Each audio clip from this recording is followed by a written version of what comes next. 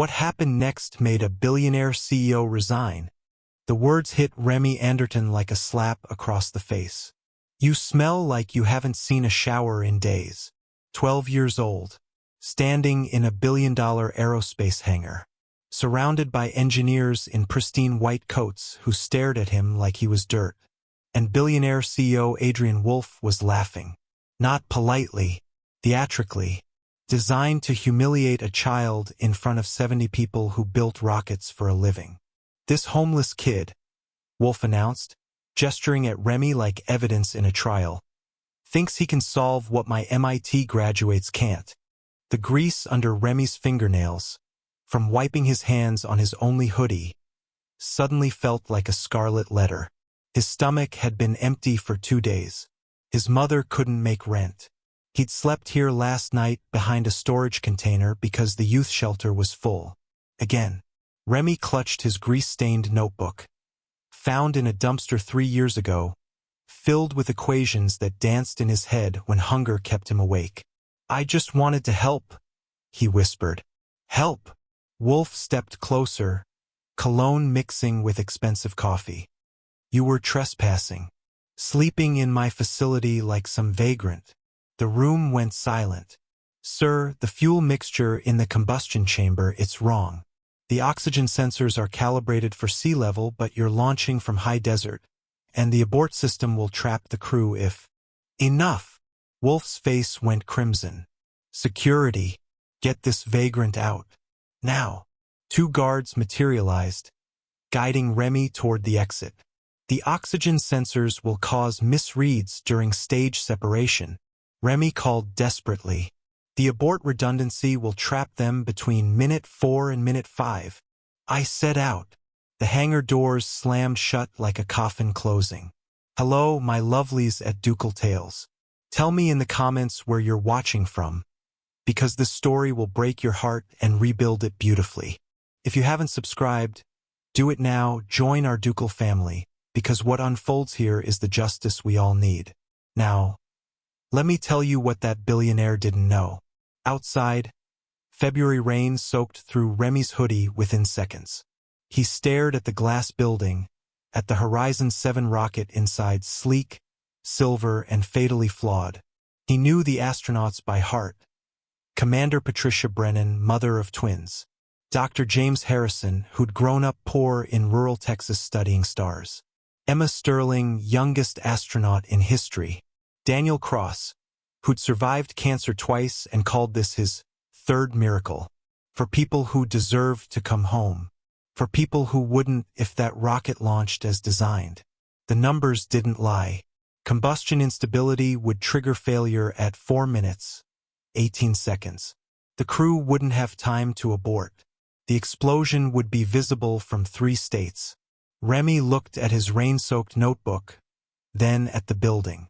He turned toward the east side service entrance, the one that didn't lock properly after midnight.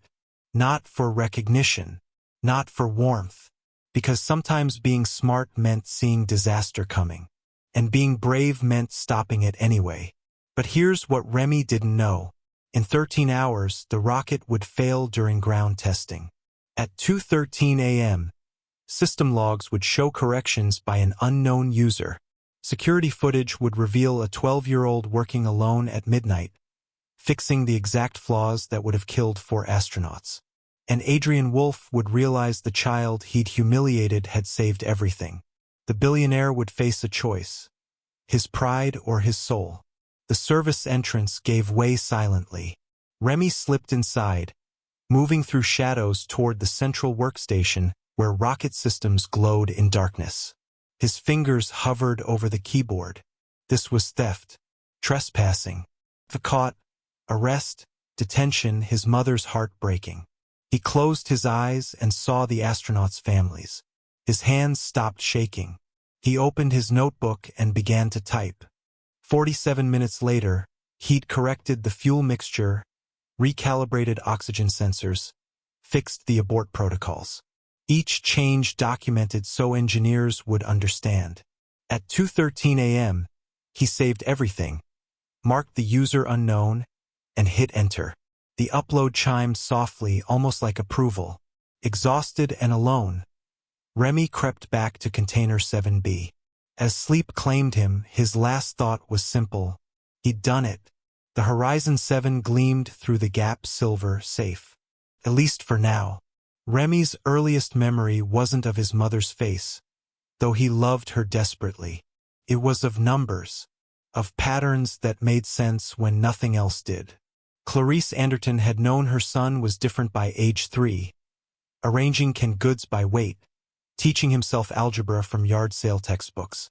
By 7, he corrected his teacher's equations politely, quietly, always respectful because Clarice taught him the world was already looking for reasons to dismiss him. She tried getting him into gifted programs, but they required addresses in better districts, test fees she couldn't afford, recommendations from schools that labeled him distracted, because he finished work in minutes and sketched spacecraft in margins. The system wasn't built for children like him.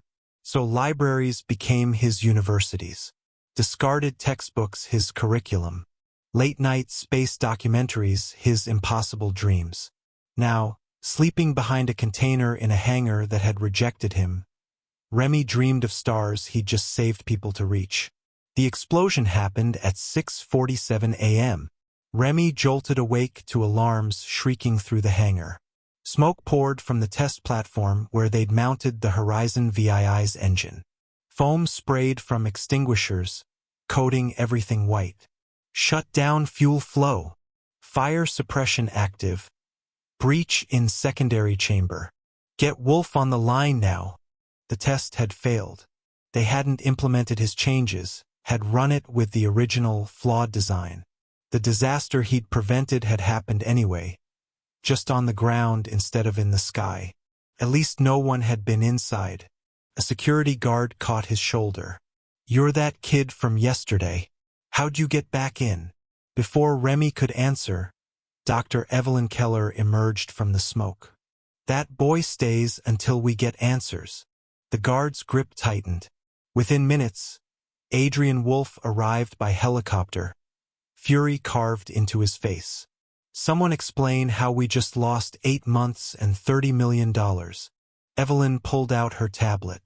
"Sir, last night at 2:13 a.m., someone accessed our database and modified the Horizon 7 protocols. Unknown user, but..."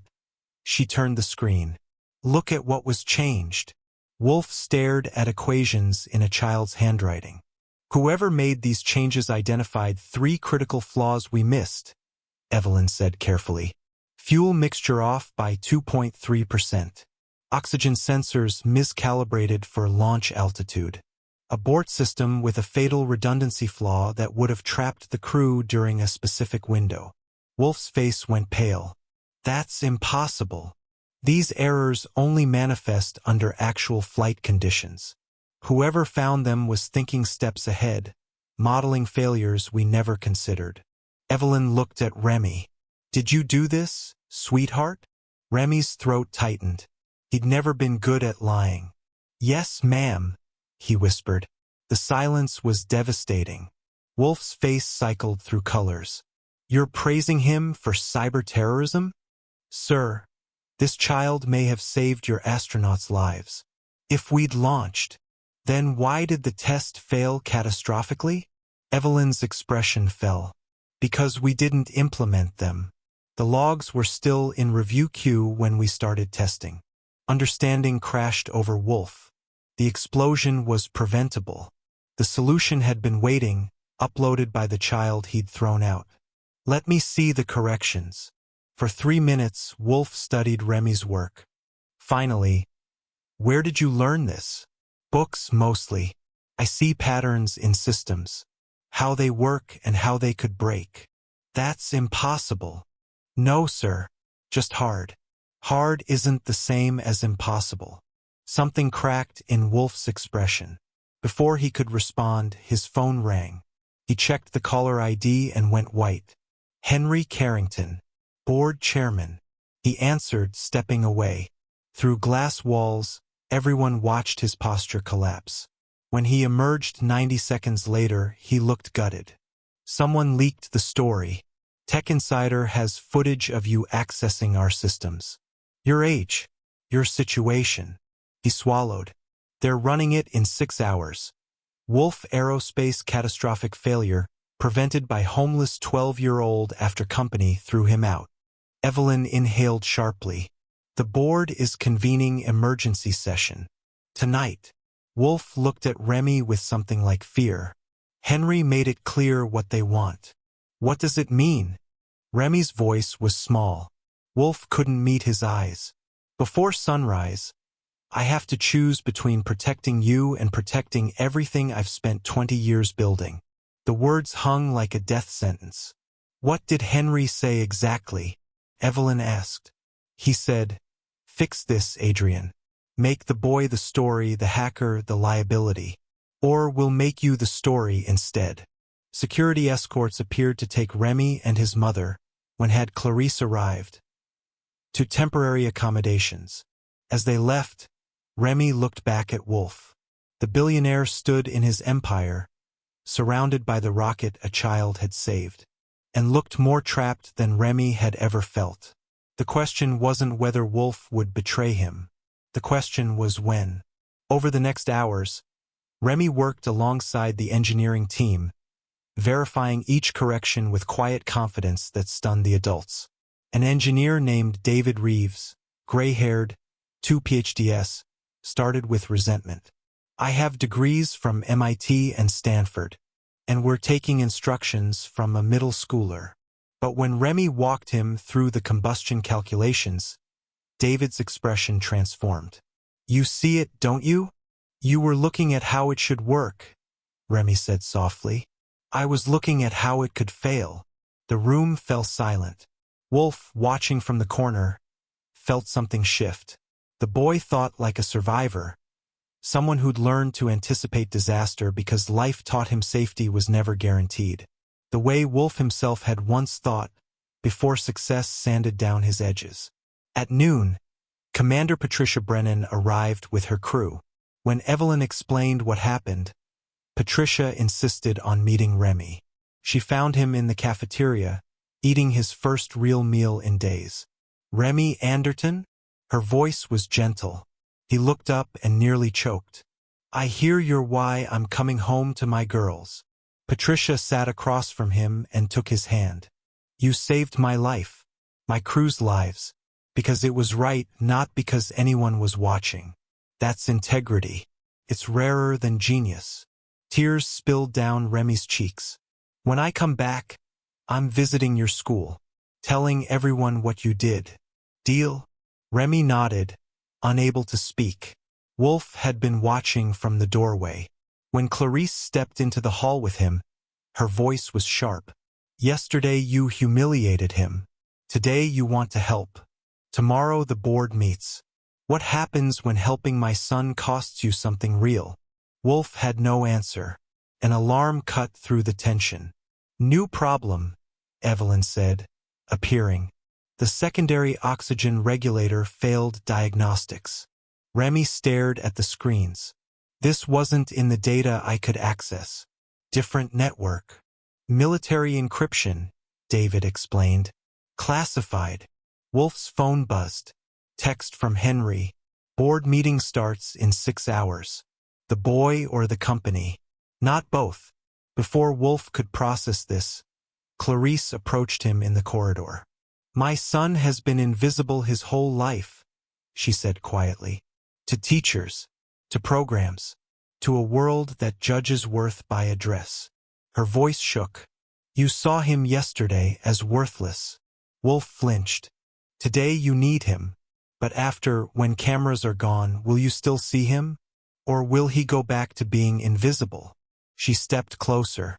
Either really see him, or let us disappear before you break him twice. The entrance doors burst open. Black sedans. 7 board members emerging like a firing squad. They moved the meeting up, Evelyn said grimly. Emergency protocol. Distance the company in 1 hour, or they remove you before sunset. Leading them, Henry Carrington, silver-haired, cold. Behind him, Victoria Strand with 23% ownership. And Dr. Nathaniel Cross, the consultant Wolf had humiliated 3 years ago. Cross smiled when he saw Wolf. "Adrian," Henry called. "We need to talk. About the boy. About your future." He glanced at Remy with contempt. "Or lack thereof." "We have a PR strategy ready," Victoria added. "A statement. An NDA for the child. Very generous. But it requires your cooperation," Henry continued. Through glass walls, news vans pulled up. Reporters setting up cameras. In 60 minutes, the world would know about Remy. The only question: what story would they hear? Genius who saved astronauts? Or liability who exposed failures? Dr. Cross leaned close and whispered, "Choose carefully. You built this from nothing.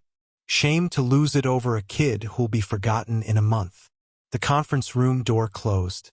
Outside, Remy watched through glass as his fate was decided by people who'd never missed a meal. Evelyn touched his shoulder. "Whatever happens, we'll figure it out." But Remy was 12, and he'd learned that meant, you're on your own. The meeting lasted 3 hours. Through glass walls, Remy watched Wolf standing against 7 executives. Body language told the story. Wolf fighting, board members unmoved, Henry pointing at documents, Victoria making calls. At 11 p.m., Clarice took Remy back to the diner where she worked. They'd been asked to leave while leadership discussions happened. The diner's TV suddenly switched to breaking news. Live. Wolf Aerospace CEO statement. Clarice grabbed Remy's hand. On screen, Adrian Wolf stood at a podium, exhausted but spine straight. 36 hours ago, I humiliated a 12-year-old child. I mocked his appearance, dismissed his intelligence, had him removed like a criminal. The diner went silent. That child's name is Remy Anderton, and he just identified 3 catastrophic flaws that would have killed 4 astronauts. Gasps rippled through the room. My team, brilliant, credentialed, experienced, missed these errors. A 12-year-old who taught himself aerospace engineering from library books found them in one night. When we rejected him, he broke in and fixed them anyway. Not for money, because saving lives mattered more than his safety. Everyone was watching now. This morning, my board asked me to choose. Protect my company's image, or protect that child's future. They wanted me to paint him as a security risk. Make the world forget what he did. Clarice's grip tightened. I've spent 20 years building Wolf Aerospace. It's been my life. My legacy. Wolf's voice cracked. This morning, I realized.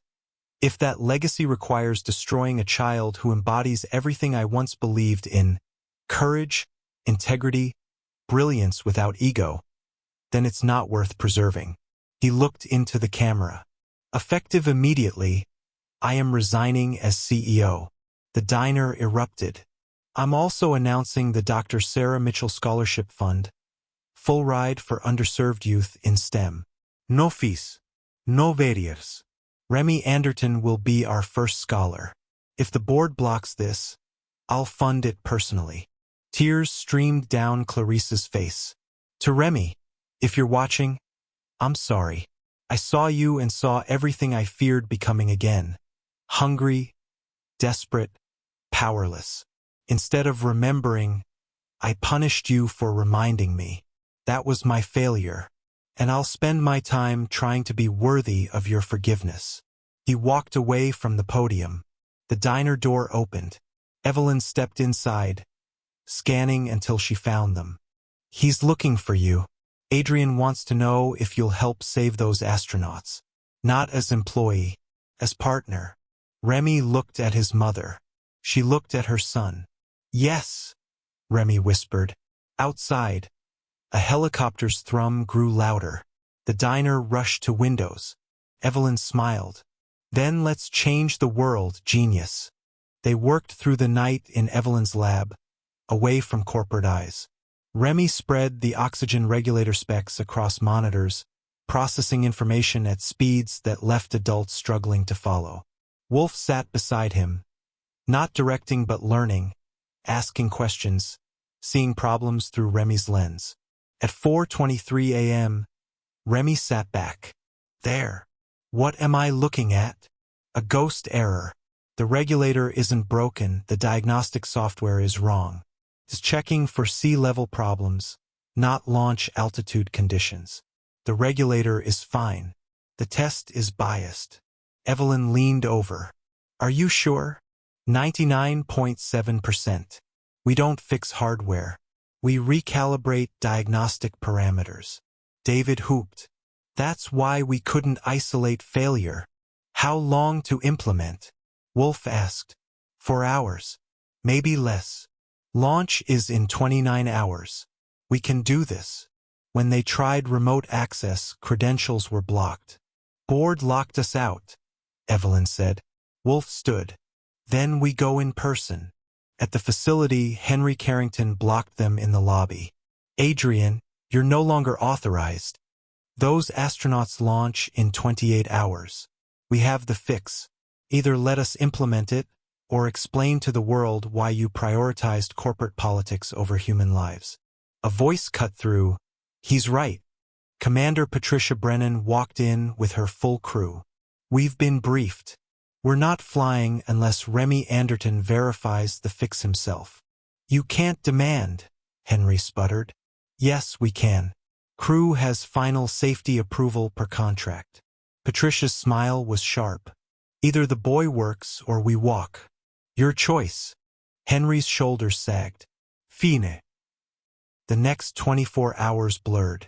Remy implemented the recalibration with precision. Board members watched from the observation deck like vultures, expressions ranging from resentment to reluctant respect. Dr. Nathaniel Cross stood among them. He'd come expecting to watch Wolf's empire crumble, but instead witnessed something else. Sacrifice and integrity creating what profit never could. When the final test ran green at 9:47 p.m., the control room erupted. David lifted Remy in a bear hug. Evelyn wiped tears, and Wolf watched this child who'd saved everything that mattered, feeling redemption take root. Patricia approached Remy, knelt to his level. Thank you. Sophie and Grace get their mother because of you. That's everything. Remy couldn't speak, could only nod. We launch in 21 hours. I want you and your mom in VIP viewing. You're part of this crew now. Honorary mission specialist. She smiled. That's an order. For the first time in his 12 years, Remy felt like he belonged. Like his brilliance wasn't a burden, but a gift the world was finally ready to receive. The night before launch, Wolf found Remy alone in the hangar, sitting before the Horizon 7. What are you thinking about? Wolf asked, settling beside him. About how 3 days ago I was sleeping behind that container, Remy said quietly. Invisible. Worthless. And now, he gestured at the rocket. Now I'm part of something bigger than I ever imagined. You were always part of something bigger, Wolf said. I just couldn't see it. Couldn't see you. Why couldn't you? Wolf was quiet for a long moment. Because seeing you meant seeing who I used to be. The hungry kid sleeping in his car. The desperate 19-year-old who had nothing but dreams. Success let me forget that person.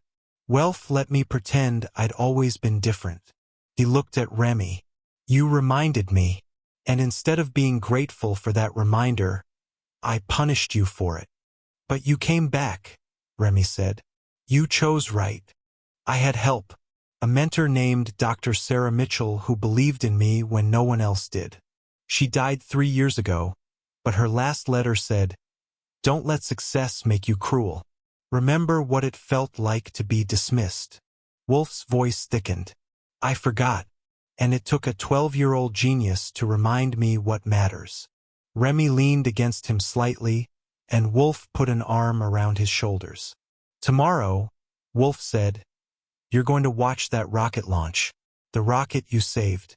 And those 4 people are going to touch the stars because you were brave enough to care when no one was watching. Will the board really let you back in as CEO? I don't know. Maybe not. But I realize something, whether they do or don't, I've already won. Because I got myself back. The person I was supposed to be. He squeezed Remy's shoulder. And I got to meet you. That's worth more than any empire. They sat in comfortable silence, watching the Horizon 7 gleam under the lights. Tomorrow it would carry humanity's dreams to orbit. Tonight, it stood as testament to a child's courage and a man's redemption. Launch day dawned clear across the New Mexico desert. Remy and Clarice sat in VIP viewing, glass-enclosed space with perfect sightlines to the launch pad 3 miles away. They wore guest passes that said Mission Critical Personnel. Around them sat NASA officials, investors, journalists, but also Mrs. Patterson and Mr. Kim from the library, both crying. Rita, Clarice's friend. Pete from the diner. The people who'd seen Remy when the world looked away. Clarice held Remy's hand, wearing a new dress, her first in 3 years. The scholarship fund had transferred its first payment, along with her new salary. She'd cried for 20 minutes seeing the numbers, unable to believe financial security could be real. They'd signed a lease that morning. 2-bedroom apartment, safe neighborhood, good schools, a bedroom for Remy with a desk and shelves for books. But right now, all that faded as the countdown began. 10, 9, 8. The Horizon 7 stood like a spear pointed at heaven, white against blue sky. 7, 6, 5. Remy's hand clutched his grease-stained notebook, the same one that held the equations that saved this mission. 4, 3, 2. Clarice whispered, "I'm so proud of you, baby." 1. Ignition. The Horizon 7 rose on fire and thunder, rattling windows 3 miles away. The roar was deafening, controlled fury made manifest. Flames painted morning in shades of gold, and the rocket climbed, fighting gravity, then accelerating toward sky with purpose and grace. Everyone stood, watching, hardly daring to breathe. The rocket punched through clouds and emerged into clear blue, trailing fire like a comet in reverse.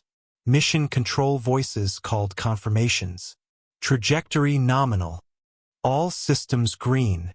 Stage 1 performing within parameters. At 4 minutes, 18 seconds, the exact moment Remy's calculations had predicted catastrophic failure in the flawed design, the Horizon 7 continued strong and steady. Remy felt tears streaming down his face. Not sadness, but overwhelming joy. Relief. The realization that he'd done this. His equations. His corrections. His willingness to risk everything for strangers.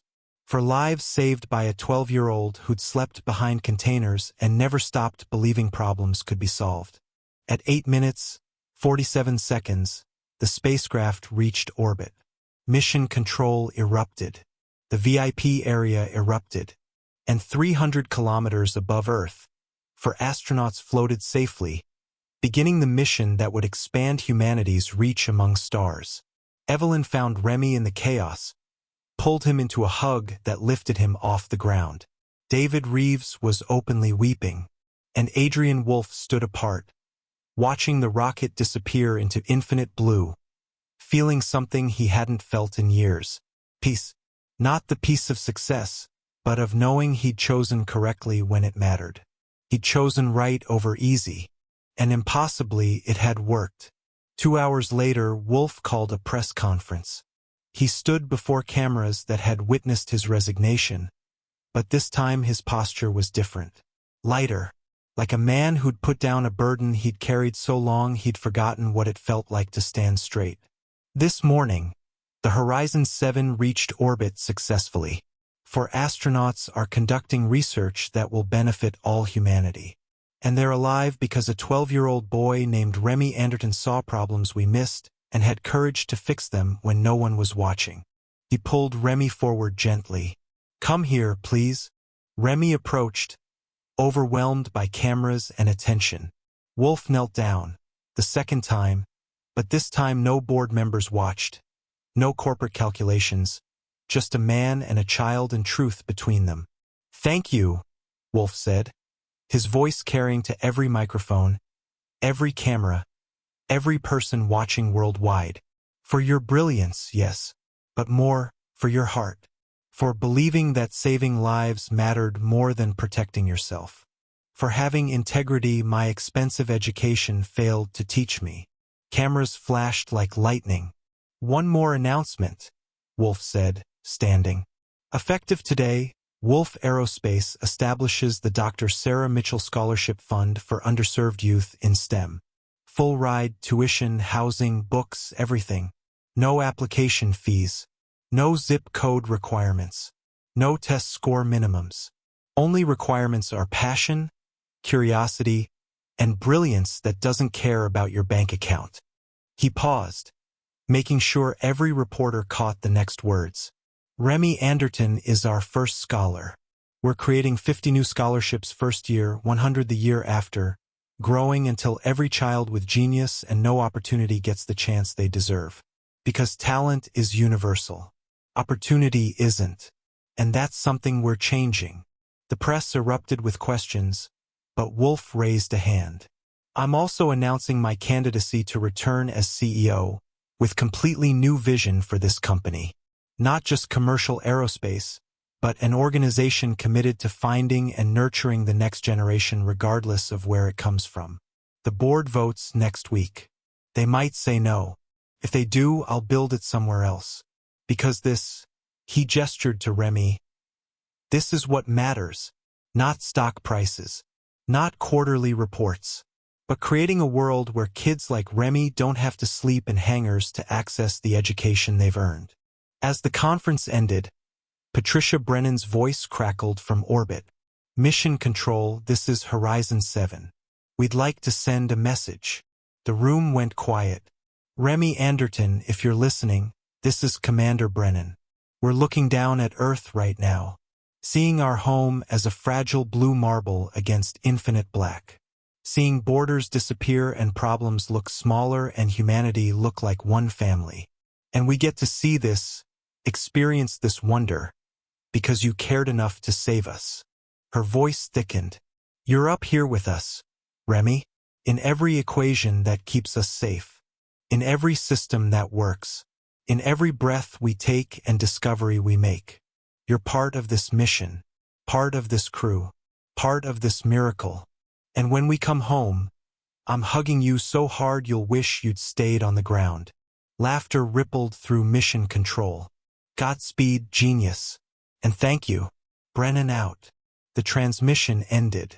And Remy Anderton, 12 years old, formerly homeless, formerly invisible, formerly dismissed and discarded, stood before cameras and the watching world and let himself cry.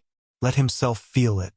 Let himself believe that maybe he'd been wrong about his place in the universe. Maybe he'd always mattered.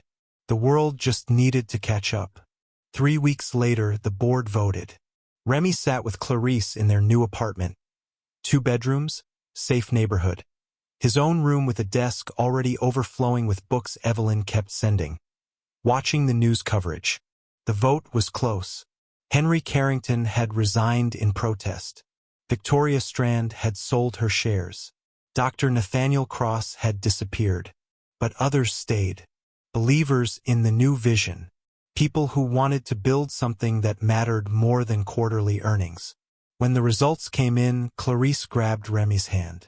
The board of Wolf Aerospace Technologies has voted to reinstate Adrian Wolf as CEO by a margin of 5-2, the news anchor announced.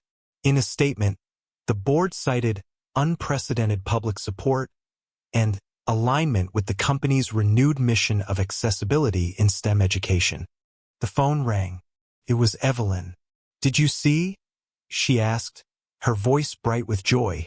We saw, Clarice said, putting it on speaker. Adrian wants you both at the facility tomorrow. There's someone he wants you to meet. The next day, they arrived to find the hangar transformed. A banner hung above the entrance. Dr. Sarah Mitchell Scholarship Program, First Cohort Welcome. Inside stood 12 kids, ages 10 to 16, from across the country. All brilliant, all from circumstances that had tried to crush them, all staring at the Horizon 7 with the same wonder Remy remembered feeling. "These are our first scholars," Wolf said, approaching Remy and Clarice. "I want you to meet them, to tell them your story, because they need to know that someone who looked like them, who came from where they came from, changed everything." Remy spent the afternoon talking with kids who reminded him of himself. A 10-year-old from Detroit who'd taught herself coding. A 14-year-old from rural Mississippi who'd built a telescope from scrap.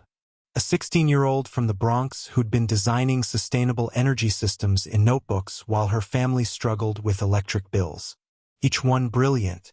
Each one previously invisible. Each one now seen. As the sun set, Patricia Brennan arrived. The crew had returned 3 days ago to Hero's Welcome, and spoke to the scholars about what Remy had done, how his courage had saved lives, how his genius had mattered not because of credentials but because of character. "This young man," Patricia said, her hand on Remy's shoulder, "gave me the gift of coming home to my daughters.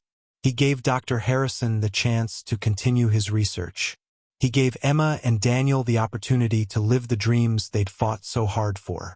He did that by being brave enough to care when no one was watching, by believing that doing right mattered more than being safe." She looked at the assembled scholars. "That's what I want you to remember. Your brilliance is a gift. But what you do with it, who you choose to be, what you choose to care about, whether you use it to lift others or just yourself, that's what makes you exceptional. That's what makes you like Remy." Later, Wolf found Remy in the hangar, sitting in his usual spot before the Horizon 7. "You know what's amazing?" Wolf said, settling beside him. "What?" 3 weeks ago, this rocket represented everything I'd built. My legacy. My proof that I mattered." He looked up at it. "Now when I look at it, I see something different. I see 4 people who came home to their families. I see a 12-year-old genius who taught me what integrity actually means. I see 12 more kids getting chances they deserve. I see a future where we actually live up to what we say we believe." "Do you miss it?" Remy asked. "The old way?" Wolf thought for a moment. "No. The old way was emptier than I wanted to admit. Impressive from the outside. Hollow on the inside." He smiled. "This way is harder. More complicated. More expensive in ways that don't show up on balance sheets. But it's real. It matters. And when I'm old and looking back, this is what I'll be proud of. Not the money or the headlines, but this, finding kids like you and giving them what they deserve." "You gave me more than opportunity," Remy said quietly. "You gave me belonging. You made me visible." "No," Wolf said gently. "You were always visible, always brilliant, always worthy. I just finally learned how to see." They sat in comfortable silence, watching the rocket that had changed everything. Tomorrow, Remy would start at the Advanced STEM Academy the scholarship provided. Tomorrow, Clarice would continue finding more kids like her son. Tomorrow, the world would keep turning. But tonight, in this moment, everything was exactly as it should be. 3 months later, the scholarship program had grown to 37 students. Remy mentored 3 of them personally. Video calls every Sunday where he helped with homework, listened to dreams, told stories about sleeping behind containers and fixing rockets because saving people mattered more than fear. He excelled at the academy, surprising no one. But more than excelling, he belonged. Had friends who appreciated his mind without resenting it. Teachers who challenged him instead of holding him back. A community that saw his brilliance as an asset, not a threat. Clarice thrived in her new role, traveling to schools in forgotten neighborhoods, finding hidden genius, changing lives one child at a time. The work filled her in ways the diner never could. They'd settled into their apartment, made it home. Remy's room had become a laboratory of sorts, books and sketches and half-built projects covering every surface. Clarice didn't mind the mess. It was the mess of dreams being built instead of deferred. One Saturday, a package arrived. No return address, but Remy recognized the handwriting. Inside was a model of the Horizon 7 precisely detailed and a note. Remy, this sat on my desk for 5 years. A reminder of what I was building. Now I want you to have it. A reminder of what you saved. And what you taught me. You're gonna change the world, kid. You already have. Adrian. Remy placed it on his shelf, next to his grease-stained notebook and a photo from launch day. That evening, Evelyn called with news. MIT wanted to discuss a dual enrollment program. Remy could take college courses while finishing high school. What do you think? Clarice asked after the call. I think. Remy paused, trying to find words for the feeling. I think a year ago I would have said yes immediately. Would have grabbed any opportunity that came because I didn't know if I'd get another. And now I know the opportunities will keep coming. Because I'm not invisible anymore. Because people see me. He smiled.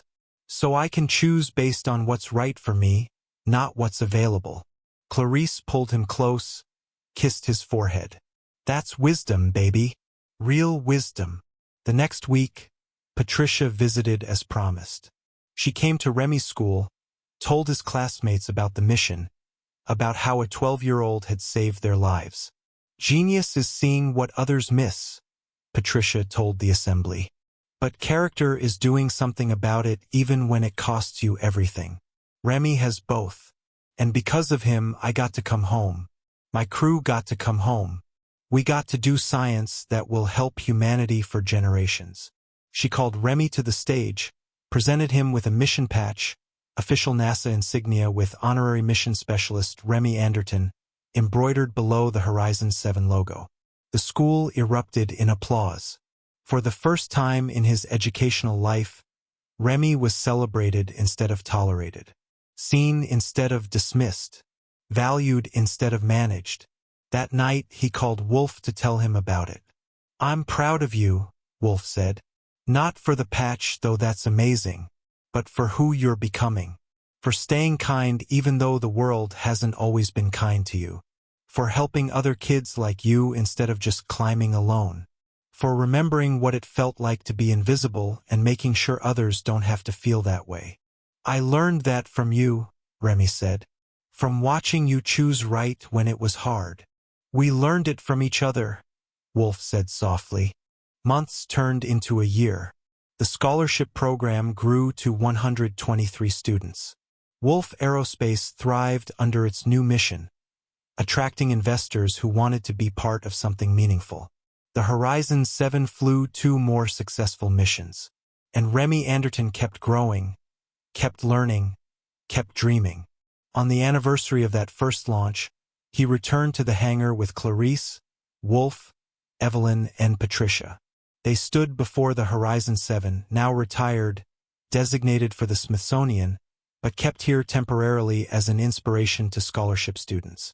Do you ever think about that night? Wolf asked Remy. When you broke in here alone?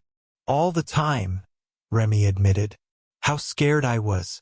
How hungry. How sure I was that nothing I did would matter because no one would ever see it. But you did it anyway. Because it was right. Because people deserved to come home. Remy looked up at the rocket. I didn't know it would change everything. I just knew I couldn't let them die when I could stop it. Patricia put her hand on his shoulder. That's heroism, Remy. Not the loud kind. The quiet kind. The kind that matters most. As the sun set through the hangar windows, painting everything in shades of gold, Remy thought about trajectories and dreams and the impossible mathematics of second chances. He thought about how far he'd come. From invisible to valued, from homeless to home, from dismissed to celebrated. But mostly, he thought about the equation he'd discovered that night behind Container 7B. Courage plus integrity equals belonging. The universe did have equations that solved for happiness. You just had to be brave enough to work through them. My lovelies, if this story touched your heart, tell me in the comments. Where did you feel it most? When Patricia called from space? When Wolf resigned? When Remy finally belonged? Tell me what moment broke you beautifully. If you're not already part of our Ducal Tales family, subscribe now. Join us, because stories about courage, redemption, and seeing people for who they truly are, that's what we're about.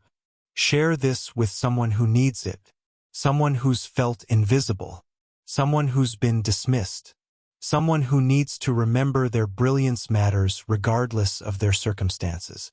Remember, genius isn't about where you come from. It's about having the courage to be brilliant anyway.